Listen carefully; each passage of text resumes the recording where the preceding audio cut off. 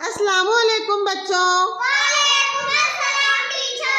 बच्चों, आज हम एक लफ्ज़ी खेल खेलने वाले हैं जिसमें आपको आपके नाम के पहले हर्फ से लफ्ज़ तैयार करना है।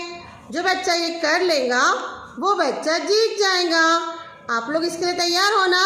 जी हाँ टीचर। 1 2 3। मेरे नाम का पहला हर्फ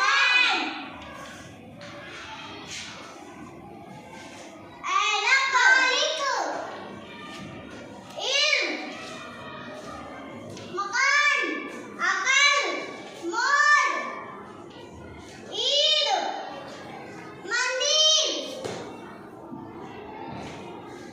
औरत। Very good Alina. अलीना ने पहले कर ली इसलिए अलीना जीत जाती है।